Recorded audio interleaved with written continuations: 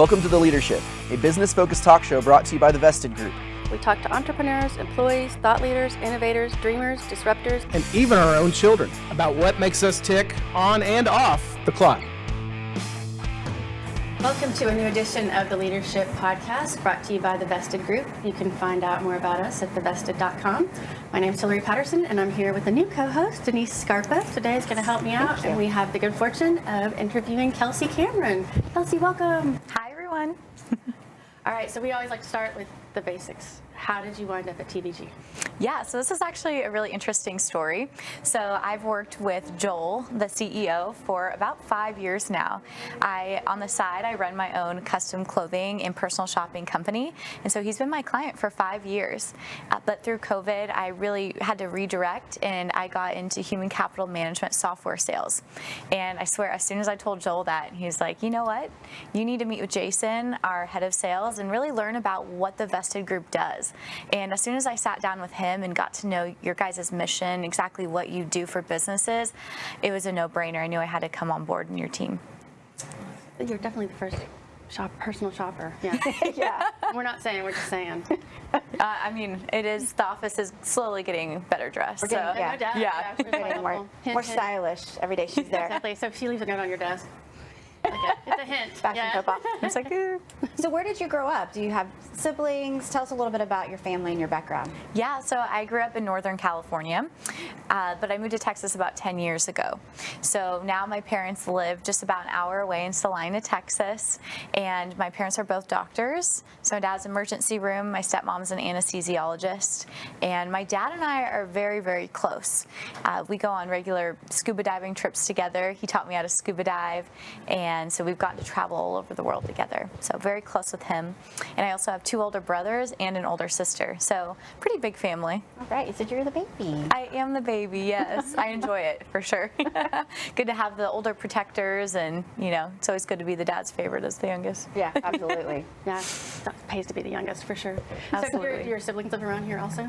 No, they're actually a little all spread about. So I have one sibling in Chicago, my brother, another brother over in California, San Francisco, and then my sister's in Sacramento, California. So really you are the favorite if they live here. It's easy. I'm the only one who actually spends time with the family, But no, we're all pretty cause. I'm sure they're probably busy though. Doctors usually have, especially ER doctors, I would imagine, crazy schedules. Absolutely. Back in the day, but as they've gotten older and, they have hierarchy now, they get better hours, less shifts, so slowly moving towards retirement. All right, well, yeah. That seems reasonable. They're not old though. No, we didn't say that. So they're not young, so. Tell us what you do at the Vested Group. Yeah, so my role as a sales executive is really to consult with these business owners to understand their pain points and then to suggest and implement software that's going to help support them as they grow and scale throughout the life cycle of their company. So I've really, really enjoyed it so far. As a sales executive, I really have a part of every cycle of the sales process throughout where they go. Some more than others, but it's just really great to see it from start to finish. Mm-hmm. Yeah. So to add on to that a little bit, why do you come to work? What is your why? Why I come to work? Specifically at the Vested Group, I love coming there because the people, the culture, the positivity, it's not many places you go into work and you're really excited about being there. But when I come into work every day, I really am. Everyone is so positive. They're hard workers too, and my why individually for why I work so hard is I want to make myself proud. I want to be the best possible version of myself, no matter what role that I'm in. So. All right, very good answer. Good answer. So going either actually further way back. Yeah. When you were a kid, did you want to be in the sales cycle? Was that your dream job? No. It's funny. So many people wind up in sales, but no one as a kid's like, I really want to be in sales, Yeah. And honestly, when I was little, I didn't know what I wanted to do. I knew that whatever I wanted to do it really well, though. Because part of me has always been a perfectionist and a hard worker. Mm-hmm. But, when I got into college, or a little before college, I was like, what if I followed my parents' path and I was in medicine and a doctor or a nurse? And then I, in college, as I went through pre-med and pre-nursing, I learned I had a syndrome called vasovagal. So when I saw blood, I literally almost passed out. Yeah, so I'd get flushed, and I said, you know what, maybe this isn't the field for me. Quite prohibitive, yeah. Yeah, and then so my other passion was business, and so I really dove into that in, business standpoint, whether it was fashion, whether it's now software business, and consulting with all types of different business owners in the industry. That's what my passion has come to. We have some clothing companies too, so. We do. I know. Yeah, we do have a few clothing clients. I'm skilled right there then. I'm excited to work with a retail company. I haven't gotten to work with one quite yet, but that would be great. It'll come for sure. Okay, so you mentioned TVG's culture and how we do have a lot of, our culture is great. We have a lot of things that we offer. Of all that fun stuff, what is your favorite TVG workplace tradition? Well, honestly, I'm still relatively new, only been at the company a couple months, but I have had the honor of going to the Christmas parties since I was Joel's client in the past years, and I know we have one coming up, and I'm just in the holiday spirit, so I'm going to say the Christmas parties, and also that, Denise decorated the office a couple days ago, and so just the overall festiveness of the office and celebrating together in Christmas. Did you do your fingernails then? I did. Yes, I did little my- candy cane. My candy cane. Jealous. Nails. I know. I saw somebody the other day that had like a candy cane Apple Watch thing, and I was like, ooh, Oh, I should do that's so cute. I cute. couldn't find it. Yeah. And I was like, that's festive. I keep hinting that I want an Apple Watch for Christmas. So With the candy cane. see. Just, yeah. Just make it We'll all see if candy he's cane now. listening. 'Tis the season. I mean, it's great. It works with everything. I love it. All right, so what do you like, or what do you wish people knew about you, just outside of work, inside work, whatever, just something that maybe doesn't show up on quickly? Yeah, I think my passion for mental health and contributing to foundations and nonprofits in the mental health world in the DFW area, I really lean in with two main organizations. So NAMI, the National Alliance on Mental Illness, and the Grant Halliburton Foundation. So I'm not only a public speaker where I'll go into schools and educate youth on the importance of mental health, but I'll share a personal story of my background in mental health, mental illness, and, hope and recovery. And then through the Grant Halliburton Foundation, I've been a 3-year committee member and event chairman for them, helping them raise hundreds of thousands of dollars for mental health. That's awesome. Is that a local, just DFW? Yes, Oh, yes. okay. And Grant Halliburton Foundation, they do Wow. incredible work. That is incredible. Yeah. Is there anything else that you do outside of work? Like any hobbies? You mentioned scuba diving, and we Yes. talked a lot about that because we're both divers. Yes, Denise, you're a great scuba diver. So what else? Is there anything else that you like to do outside of work? I love a couple things. So I'm a big world traveler, so I love to explore. I've been to over 20 countries. So anytime I'm not at work, I love to be traveling, doing something different, experiencing new cultures. But also, locally, I love to hang out with my cats. I'm a proud cat mom of two cats. I know, Hillary, you have some cats too. Yeah, they're cute. And I love to work out, keep my body healthy, and, hang out with friends. And obviously my charity work. It does sound like a busy schedule, actually. A little bit. Yes. Keep you going. Oh, yeah. All right, here's our challenge question. All right. This is a hard one to ask, actually, or to answer at least, is what is the funniest thing that's happened to you recently? Yeah, that is a hard one. And I think, sometimes a lot of funny things happen to you, but it doesn't come top of mind. But the last thing I can remember is over Thanksgiving, my parents have about 30 chickens out in the country.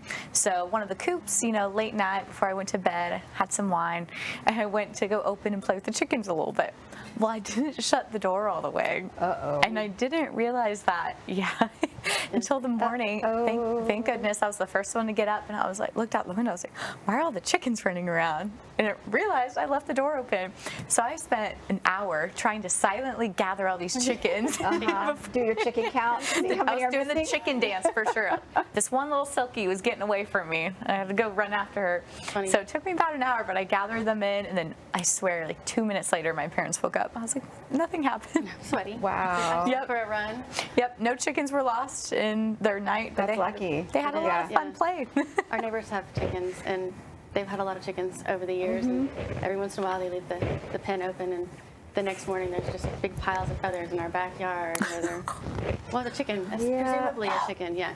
We've lost a couple to the coyotes and then snakes. They've been slithering in, so they're actually building a custom chicken coop to protect them. The Taj Mahal. They really honestly have a chicken Taj Mahal. Do You they? still have to, you have to close it. Yeah, The gate. essential. Yeah. So won't be doing that again. Yeah. Okay, this is a fun question, I think. when we finish this interview, you step outside the office and you find a winning lottery ticket and you win $15 million. What would you do with it? That's a good question. So with 15 million, I think there's a couple things that you can do with that, right? So one, my mom suffered a major stroke, and so one would get her in an incredible facility, top of the line is one thing, take care of your family. But then, with a couple of million, I've always had this thought, like, why don't millionaires do this? Why don't they give $1 million to 3, incredibly deserving families? Really interview them, get to know them. Who would this really impact the most? And give away and change 3 big families' lives. And then I've always wanted to open a foundation of my own in mental health, and I've always wanted to open a nonprofit called Good Kittiesville, where we take in homeless cats that we can bring up, give a good home, and then rehome eventually. And then the rest of that, invest it and travel all over. What would your mental health organization be focused on? Suicide prevention and depression and anxiety treatments. And I think there's a lot of foundations of mental illness for youth specifically. Well, I'm going to kind of focus on ones that didn't have that support in youth and focus on young adults and families as well. Mm-hmm. And men, actually, too. There hasn't been a big focus on just mental health in men, and 75% of suicides are male. So. Makes sense. Yeah, you do have a teenage focus, though. That's true. Although, and it's smart. I'm gonna say it's a good place to put it. It's good because you stop it in its tracks when they're young. But I kind of want to provide something different for the DFW area one day. Yeah, that sounds fabulous. All right, so if you had to pick one song to play whenever you walked into a room, what would it be? So that's a hard one because I'm a huge fan of Lizzo. Because what else, right? I can't wait to hear what this song is. Right. Because what else gets you up so well in the morning than a good Lizzo song, right? But I'd have to say, "Watch Me Shine" from Legally Blonde. If you guys haven't heard it, look it up after this. It's been a minute since I've seen that movie, but I'll have to Google it. Okay. It's just a woman empowerment song, and it's pretty much like you can do, whatever you want to do. And a little part of me feels like I'm legally blonde because people underestimate me, and then I love proving them wrong. All right. Yeah, that's good. Okay, so if you were to get the ultimate promotion to CEO tomorrow, what is the first thing that you would do or change? She would do a CEO dance. A little CEO dance. That's the dance. Okay, got it. I'm like, ooh, I'm getting excited. I know. CEO. So the first thing I would do as a CEO would be to gather the team and then establish trust. Because the first thing as a leader is you need to make sure that your team respects you, that they understand your vision for the company, and really to rally them at first and make sure that they know that this is still going to be an incredible company and a team under my leadership and what my vision is for the future. Awesome. That's a really good answer. Thanks. You're a winner there. I mean, points. We get points. And honestly, Joel's such a great CEO. It's like, I don't know what I would change because this company's so great, but at first it's just establishing that trust. Yeah, it is a hard question for sure. That sounds good.